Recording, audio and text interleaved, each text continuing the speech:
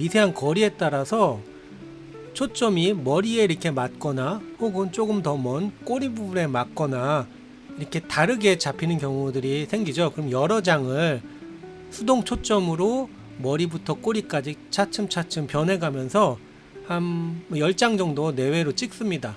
그러면 이제 전 영역에 포커싱이 맞고 그걸 다시 한번 합성하면 최종 결과물로 좋은 사진이 나올 수 있습니다. 한번 최종 결과물도 보겠습니다. 보시면 앞 사진과 차이가 나게 거의 더듬이부터 날개 끝부분까지 거의 전 영역에 포커스가 맞아가지고 상이 또렷하게 나타나는 걸 볼 수가 있습니다. 각종 곤충이나 이런 걸 찍을 때 가만히 있는데 카메라를 너무 가까이 대면 탁 하고 튕겨서 움직여요.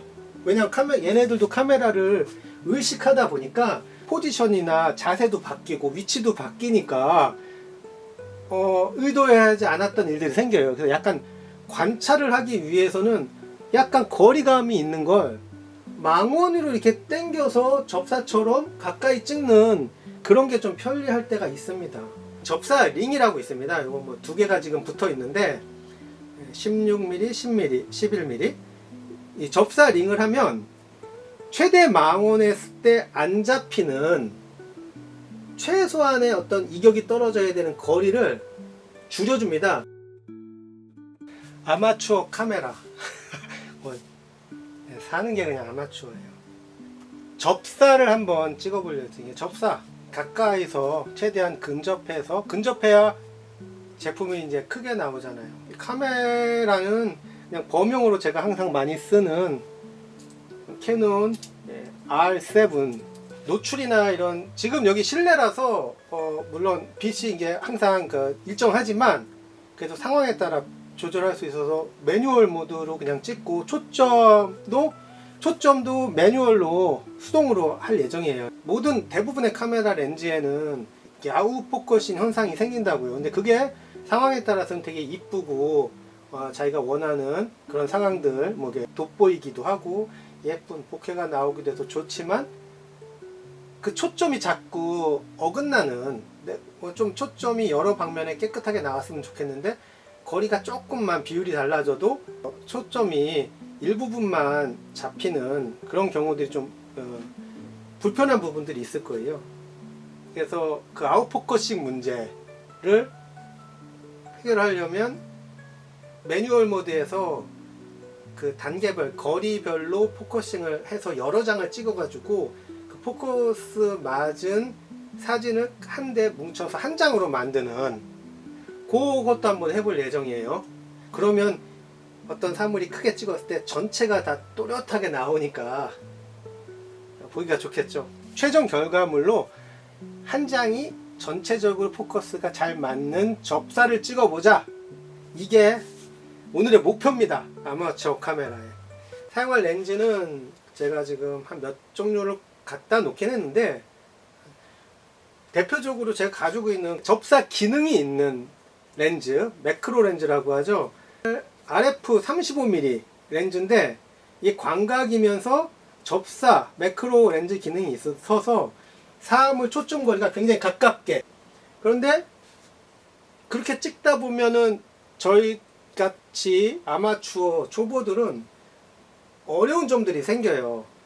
너무 피사체에 가까이 가서 찍는다는 자체가 물론 삼각대를 두고 찍을 수도 있지만 그때 약간 변동, 움직임이나 변수들이 있는데 그때마다 조율하기가 너무 가까운 위치에서 어려울 때가 있습니다. 오히려 좀 넉넉한 거리가 있을 때가 촬영이 더 용이할 때가 있어요. 이건 초보자 관점에서 얘기하는 거예요. 저희 같은 특히나 만약에 아주 멈춰 있지 않고 움직이는 대상, 제가 이따가 혹시나 가능하면 메뚜기도 찍어보거나 아니면 각종 곤충이나 이런 걸 찍을 때 가만히 있는데 카메라를 너무 가까이 대면 탁 하고 튕겨서 움직여요. 왜냐하면 얘네들도 카메라를 의식하다 보니까 포지션이나 자세도 바뀌고 위치도 바뀌니까 의도하지 않았던 일들이 생겨요. 그래서 약간 관찰을 하기 위해서는 약간 거리감이 있는 걸 망원으로 이렇게 당겨서 접사처럼 가까이 찍는 그런 게 좀 편리할 때가 있습니다. 그럴 때 일반 카메라 줌에서는 접사 그 어떤 상이 맺히는 게 이 접사 렌즈보다 좀 작게 맺히거든요. 뭐 그걸 나중에 찍어서 뭐 크롭하고 할 수도 있겠으나 원본 자체가 작게 찍힌다고요. 그래서 그런 걸 보완하기 위해서 초점 거리를 조절하면서 원본 자체가 크게 상이 맺히게 하는, 크게 맺힐 수 있는 기능이 있는 게 또 이런 접사 링이라고 있습니다. 이거 뭐 두 개가 지금 붙어 있는데 16mm, 10mm, 11mm 이 접사 링을 하면 최대 망원했을 때 안 잡히는 최소한의 어떤 이격이 떨어져야 되는 거리를 줄여줍니다. 그래서 얘 같은 경우 원래는 지금 달아놓은 게 240mm 렌즈인데 최대 배율로 하면은 초점 거리가 1m 이상 돼요. 그럼 망원으로 당겨도 거리가 1m 이상 됐으니까 매출 수 있는 크기의 상위 한계가 있다고요. 근데 이 접사링을 달아주면 초점 거리를 짧아도 초점을 잡게끔 해주기 때문에 240mm로 당겼을 때 여기 한 50cm 거리에서도 초점이 맞고 상이 잡힙니다. 그러면 그거로 인해서 상이 커지겠죠. 그러니까 접사 효과가 나는 겁니다. 결국에는. 대신에 편리한 점이 또 비슷한 크기를 찍는데 얘는 근접해서 코앞에서 이렇게 대고 렌즈를 대고 찍어야 되는데 얘는 한 50cm 넉넉하게 잡고 찍다 보니까 움직일 수도 있는 피사체의 경우에 경계심이 떨어집니다. 자연스럽게 잘 움직이지도 않고 멀리 있으니까 자기를 공격할 만한 대상이. 그리고 이제 피사체와 카메라를 같이 이렇게 보면서 찍으면 좀 조작의 편리성 이런 게 저는 있더라고요. 그래서 크기가 물론 이게 더 조금이라도 더 크게 찍힐 수 있겠지만 이것도 접사 미리수에 따라 좀 달라요. 접사 링을 사용해서 편리성과 거리감을 확보했을 때 이점이 저는 굉장히 좋았어요. 그리고 내가 원하는 만큼의 정도, 뭐 저는 뭐 프로 상업 작가가 아니니까 원하는 만큼의 어떤 사진들도 건질 수 있고, 그래서 지금 오늘은 접사 렌즈로도 찍어보고 이제 움직이지 않는 사물들은 찍어보고 접사링으로도 걸어서 일반 렌즈를 줌 렌즈로도 가지고도 찍어봤을 때 뭐 어떻게 좀 다른가 그것도 한번 체감, 그냥 아마추어의 그냥 접사 놀이 정도라고 보시면 됩니다. 가능하면 움직이는 곤충 같은 것도 한번 제가 찍어볼 수 있으면 찍어볼게요. 더 크게 줌을 하려고 하면은 이제 포커스가 안 맞습니다. 지금 240mm로 최대한 당겼어요. 안 맞아요. 이렇게 최소 초점 거리에서 벗어나면 포커스가 맞지 않습니다. 그럴 때 지금 이 줌링, 이 접사링을 중간에 끼워가지고 한번 똑같은 상황에서 찍어볼게요. 원래 2개짜리가 그럼 그 접사링 초점 거리가 더 하나보다 2개 썼을 때, 연이어 썼을 때 이제 조금 더 이득을 많이 보거든요. 그랬을 때 대신에 초점 구간이 조금 좁아요. 초점을 다 쓰는 구간이 좁은데 그래도 초점 거리를 최대한 줄여주니까 2개를 연이어서 쓰고 있어요. 이렇게 2개를 같이 붙여 써도 됩니다. 지금이 240mm, 아까는 100mm만 가도 초점이 안 맞았거든요. 근데 지금 당연히 이게 100mm 초점도 맞고 240mm 초점도 맞아요. 지금 제가 어떤 크기 상만 비교하느라고 뭐 어떤 화질의 차이 뭐 이런 거를 지금 비교하지는 않고 있어요.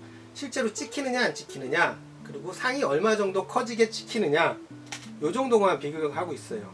그럼 요 비슷한 크기로 요거 이런 상황일 때 접사 렌즈, 접사 기능이 있는 렌즈를 사용했을 때 어떤 느낌일지.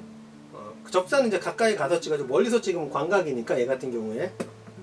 자, 얘는 지금 보시다시피 35mm 렌즈인데 접사 렌즈라서 초점 거리를 아주 짧게 가져갈 수 있어요. 일반 광각일 때야 그냥 말 그대로 광각의 어떤 화각을 보일 뿐이죠. 그럼 이제 가까이 아까처럼 이 정도 가까이 가도 얘는 찍힙니다. 그러면 아까 100mm 정도 크기의 상을 하려면 요 거리에서 찍어야 돼요. 한 뼘 정도 거리. 그러면 똑같은 크기가 나옵니다. 100mm에서 찍은 거랑. 조금 더 가까이 갔을 때 한 뼘 안쪽으로 갔을 때도 찍히는데 그 상의 크기가 이 접사 렌즈로 찍은 이 상의 크기예요. 좀 전에 찍은 240mm 줌으로 접사 링을 사용했을 때 상 크기 뭐 차이를 잡으려면 잡을 수 있는데 선명도에서는 얘가 조금 더 앞서는 것 같아요. 또 먼지까지 이렇게 보이는 느낌 있으니까요. 아까 그 접사링을 사용했을 때는 선명하긴 하는데 먼지까지 보이진 않아요.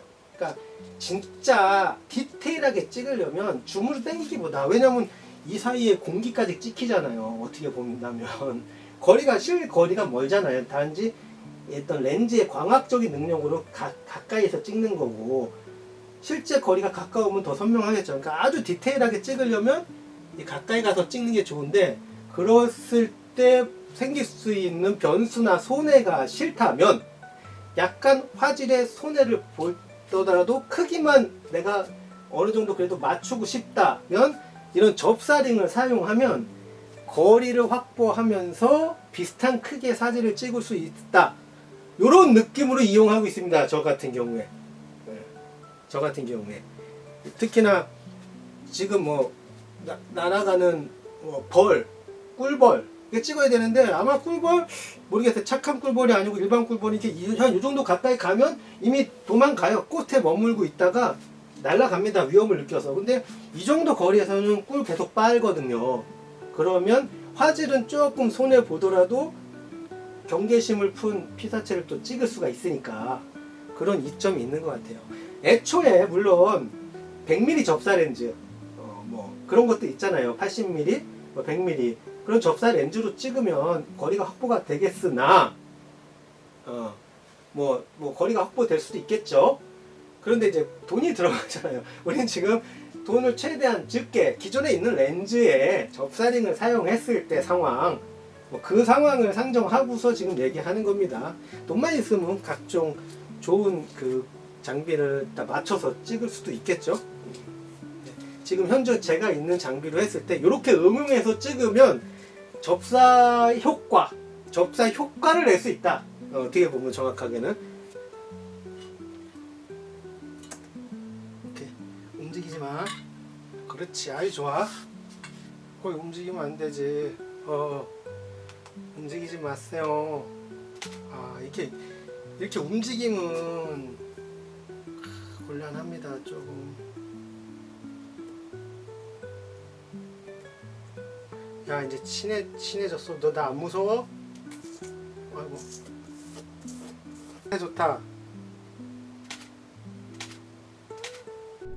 오케이. 자, 접사 결과물 편집을 한번 해가지고 합성을 해서 어떤 결과물이 나오는지 한번 보겠습니다. 촬영물 한 컷 한 컷 보면 촬영물의 위치나 그 미세한 거리에 따라서 초점이 머리에 이렇게 맞거나 혹은 조금 더 먼 꼬리 부분에 맞거나 이렇게 다르게 잡히는 경우들이 생기죠. 그럼 여러 장을 수동 초점으로 머리부터 꼬리까지 차츰차츰 변해가면서 한 10장 정도 내외로 찍습니다. 그러면 이제 전 영역에 포커싱이 맞고 그걸 다시 한번 합성하면 최종 결과물로 좋은 사진이 나올 수 있습니다. 한번 최종 결과물도 보겠습니다. 보시면 앞 사진과 차이가 나게 거의 더듬이부터 날개 끝부분까지 거의 전 영역에 포커스가 맞아가지고 상이 또렷하게 나타나는 걸 볼 수가 있습니다. 이렇게 해서 제가 몇 컷 찍었는데 또 다른 사진 결과물도 보면서 곤충 프로필 사진이라고 보시면 될 것 같아요. 저는 개인적으로 많이 찍은 경험이 없는데도 아주 잘 나와가지고 흡족한 상황입니다. 한번 같이 보시면서 마무리하겠습니다. 최종적으로 마무리한 메뚜기 프로필 사진입니다. 제가 오전에 출근할 때 제 자동차 위로 앉은 메뚜기인데 이렇게 한번 사진까지 찍게 됐습니다. 유튜브 화면상으로는 1080 비율이지만 실제 사진은 7천, 4천 정도 크기로 충분한 크기로 뽑을 수 있기 때문에 화질도 이 정도면은 굉장히 만족스럽습니다.